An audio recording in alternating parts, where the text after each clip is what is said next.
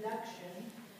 to the Ljubljana guidelines on the integration of diverse societies, a very recent product of the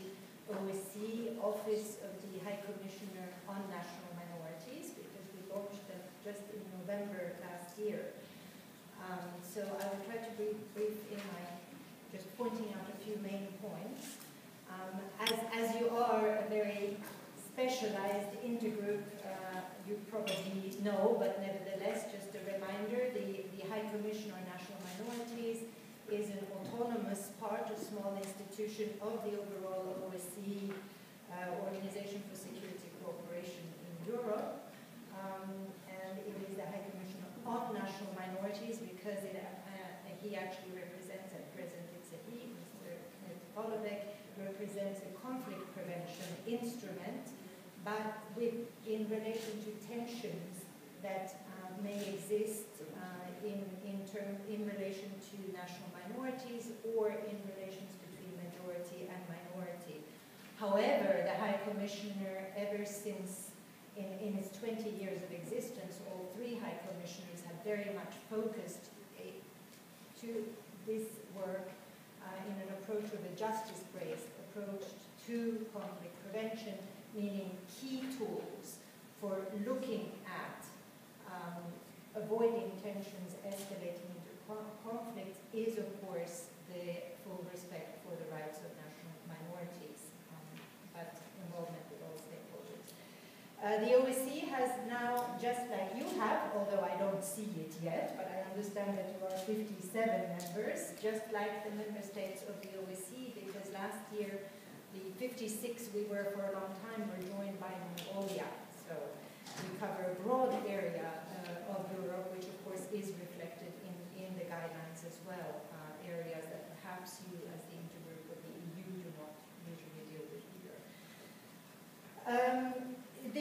The High Commissioner has issued ever since the 90s a set of recommendations. The High Commissioner's work is usually involving himself or herself in a particular situation, the so-called quiet diplomacy, confidential work, but also accumulated experiences in so many different areas of the OSCE has also produced a set of recommendations ever since the 90s on specific thematic issues, starting with language, education, effective participation. There's been policing recommendations in multi-ethnic societies, interstate relations and national minorities in this, and others. And the latest one is, therefore, the guidelines, the Ljubljana guidelines on integration. The reason integration was chosen is precisely that in this accumulated experience, of course, it seemed that there are certain themes that were recurring in one way or another, always led back to the questions of a cohesiveness of society, of integration, of not only the respect for minority rights, but in going beyond that, in looking at the interaction of all groups of society and all different levels of society. The necessity for this, the timeliness of it, of course, discussions on integration are taking place in all of our regional and international institutions these days. Of course, also the EU approach on integration and inclusion, as it were, is there. But as I hope you will see in the High Commissioner's view, there is a particular experience that we were keen on sharing, because there are issues that we encounter in the work that are not necessarily usually the focus of the EU work on integration. And I think thematically I can already point out that, for instance, perhaps there is more of an emphasis on issues like citizenship, on issues like language, and other specific issues concerning national minorities.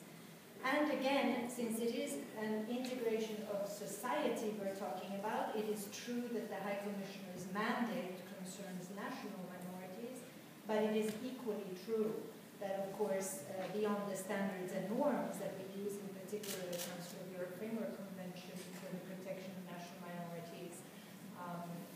that in addition to that, of course, we feel that the experience is very much relevant to other minority groups in society as well. So we hope, therefore, that that can be useful. It is meant to be indeed useful to point out some basic prerequisites and principles, but really to serve as a practical guide. So a few main points initially that I wanted to point out, and hoping perhaps for a possibility to discuss and get feedback on it. One is that diversity, of course, no surprise to you in this group, is clearly there in all societies. And the recognition that states are, of course, the main actors in policy formulation and so on, but nevertheless that it is a process we're focusing on, the integration as a process that involves all stakeholders, where everyone has a role. The issue of active engagement on the issues of integration by all stakeholders, state at all levels, national level,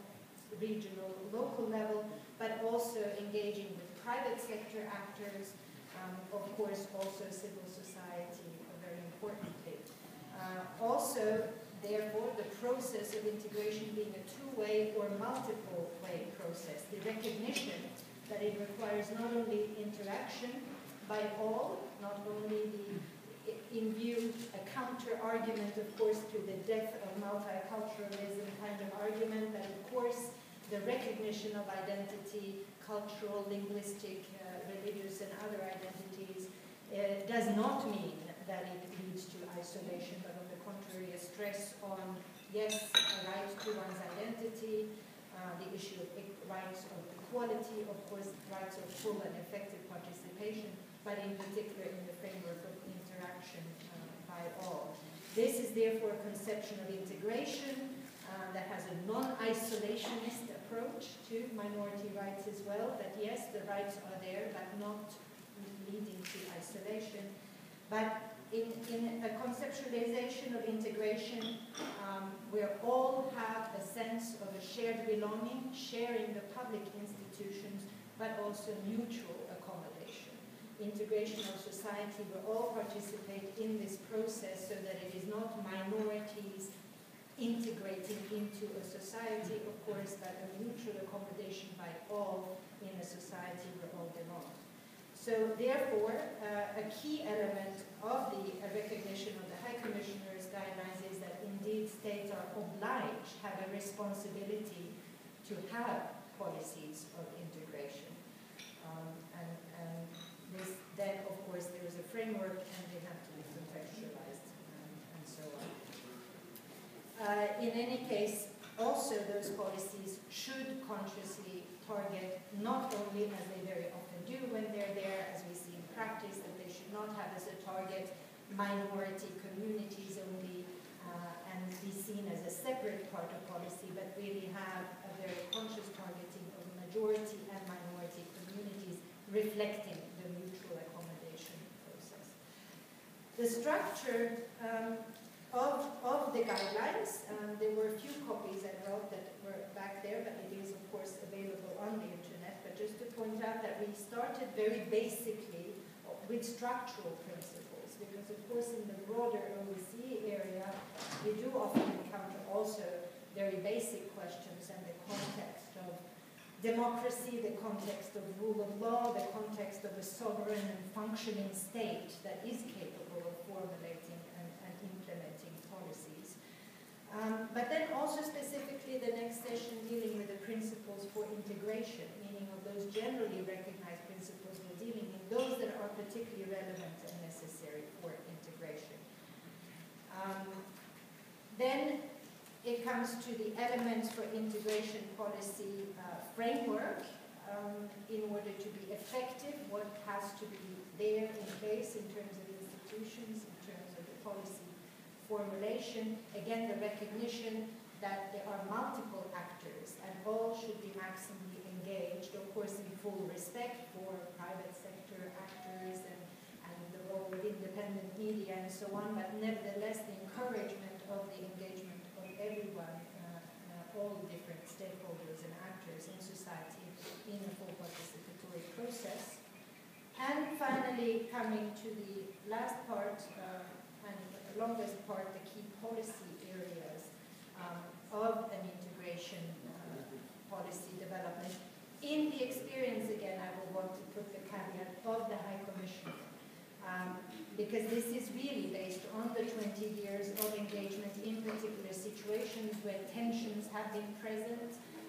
in various societies on very different issues, but the recognition that many of those issues are recurrent. They may take different shapes and forms in the specifics, but as themes and as general approaches, including the issues of rights of national minorities, of course, and to what extent they are respected,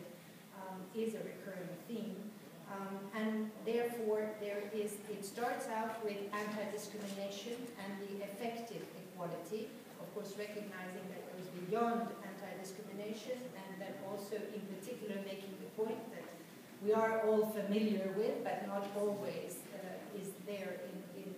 recognized by the state to deal with, which is of course the issue of special measures, not only targeted policies, but also the recognition that having special measures to compensate for discrimination or past discrimination, or making sure that structural discrimination is addressed, that those special measures are part of anti-discrimination and indeed should be part in some cases of the policies when a situation is found that goes against the interests of one particular group. A second part there is the citizenship issues. This again is something that partly, as we know, due to the competences of the EU, but also for other reasons, is an issue that sometimes is skirted or avoided. Nevertheless, in the High Commissioner's experience, of course, this is a very salient issue in many countries. In particular, of course, also in the situations of state borders changing, states changing, and therefore the relation of the individual to the state in some cases having changed, and the issues, of course, of the lack of citizenship, the issues of access to citizenship, inclusive citizenship, and many other issues, including, of course, also issues of a bilateral nature. But this is in there as a key area. The following area is the effective participation, not a surprise to you, I am sure, and also in the work of the High Commissioner, just as, dare I say, of the Framework Convention for the Protection of National Minorities, such a key area, Article 15 area, effective participation in all aspects of life, but also focusing on public affairs in particular, but then, of course, social, economic, cultural, and religious life as well. These are, of course, reflecting partly the recommendations that the High Commissioner already had in the 90s. The Lund recommendations on effective participation is a key document. Nevertheless, here we are focusing on those aspects that relate specifically to integration. Language issues, not surprisingly, a very, very big area with many different situations, but some of the key points in the lessons learned from the High Commissioner we have included here. Education, minority education, but also intercultural education, the issue of integrated education, making sure, again, that it is maybe not only the respect for minority rights and the right to education in one's language or of one's language, but also specifically the aspects of intercultural education and interaction. A small section on security and law enforcement, reflecting partly the recommendations we have had in policing in multi-ethnic societies. Access to justice, a huge area. We have included only some issues, but of course it is, as we know, a very essential area. Media, again, many parts also, both within the EU and certainly the Council of Europe, have been addressing this, but equally we find that there are new challenges in the area of media and national minorities, both in terms of the coverage and interaction overall in a state, but in particular also in ensuring that there is specific media access and representation of minorities within the mainstream media as well as specific media. And last but not least, I think an issue, and I will finish on this, an issue that is difficult to grapple with, but most certainly cannot be ignored in the work of integration, and that is the issue of symbols, the diversity of symbols, but the place of symbols in public space and how to address the issues of symbols. And here, of course, symbols can be of various kinds, but we very often encounter the issues of specific monuments or buildings, whether they are there or taken away, or whether they are put up, or issues of flags, for instance, in the public space, or issues of naming of buildings, of schools, so on naming of streets, and so on. All of these, where there is a relation to the linguistic rights and language issues, but then again the issue of public space to promote and facilitate integration and what this entails. Very difficult issues, not issues where the High Commissioner claims to have all the answers, but certainly issues that we cannot avoid pointing out, as they do indeed in many cases lead to very real tensions and indeed even potential for conflict. So that's just a very brief overview of the approach that the High Commissioner has taken, and also the areas that we have pointed out with the principles in here, but I would be very happy if we can follow up with comments or questions or discussions or various inputs. Thank you very much.